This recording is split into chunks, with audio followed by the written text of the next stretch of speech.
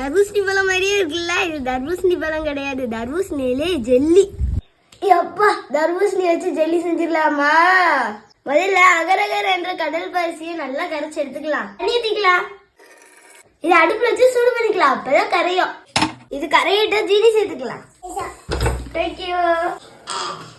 ஜீனி வந்து இனிப்புக்காக தான். உங்களுக்கு இனிப்பு வேண்டாம்னா நீங்க ஜீனி போடாதீங்க. பாருங்க, இது நல்லா கரைச்சி ஆஃப் பண்ணிடலாம். தர்பூசணியோட பழத்தை மட்டும் தோண்டி எடுத்துடலாம். என்ன செய்யலாம் பாருங்க, நல்லா எல்லாத்தையும் தோண்டி எடுத்துட்டு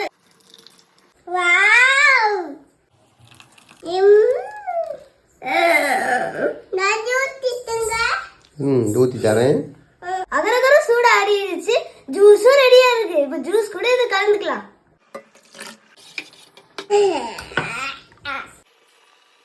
அப்படியே ஃப்ரிட்ஜுக்குள்ள வச்சிடலாம். நான் சாயங்காலம் ஸ்கூலுக்கு போயிட்டு வந்து திறந்து பார்க்க. பாருங்க, ஜெல்லி சூப்பரா ரெடியா இருக்கு. என்னடா தர்பூசணி மாறிட்டேன்னு பாக்குறீங்களா? அதுக்கு ஒரு பிளாஷ்பேக் இருக்கு பாருங்க. ஸ்கூலுக்கு போயிட்டு வந்துட்டேன். கிட்டத்தட்ட 7 மணி நேரமா ஃப்ரிட்ஜ்லயே இருக்கு, எடுத்து பார்க்கலாம். ரெடி ஆகல. இன்னும் தண்ணியா ஜூஸ் மாதிரி தான் இருக்கு.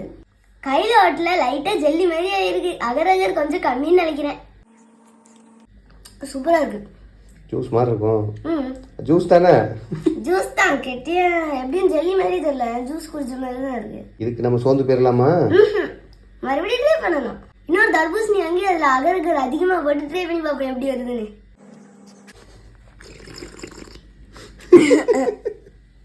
போன தடவையோட இந்த தடவை அகரகர் அதிகமா சேர்த்துக்கலாம். கூடவே 1 மணி நேரம் ஊற வச்சுக்கலாம்.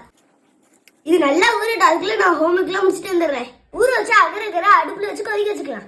ஹோம்ஒர்க் எல்லாம் முடிச்சிட்டியா? முடிச்சிருச்சு. ஜெல்லிக்கு வேலை இப்படியே சாப்பிடலாம் போல இருக்கு. அப்ப பாதி சாப்பிடுவோம், பாதி ஜெல்லி போடுவோம். ஓகே, சாப்பிட்றட்டா? சாப்பிட்டு சாப்பிட்டு பாதி ஜெல்லி போடுறா நீங்க. நான் இந்த பாதி சாப்பிடுவோம், அந்த பாதி ஜெல்லி போடுவோம். அதில் பாதி சொல்லலை. சீனி போட்டுக்கலாம். நல்லா கலந்துச்சு. தண்ணி என்ன மாதிரி கட்டியா இருக்கு பாருங்க. இது கூட தர்பூசணி ஜூஸ் ஊத்திக்கலாம். 2 நிமிஷம் அப்படியே இருக்கட்டும். இந்த தடவை ஜூஸே கொஞ்சம் கெட்டியா இருக்கு. இப்ப ஜெல்லி வருதான்னு பாப்போம்.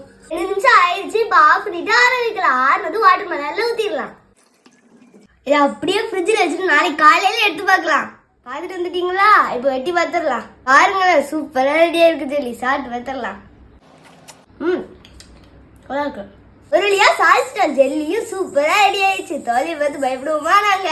நீங்க செய்யும் போது அகரகர் கொஞ்சம் அதிகமா போட்டுக்கோங்க. அளவுலாம் தெரியல, கொஞ்சம் அதிகமாவே போட்டுக்கோங்க.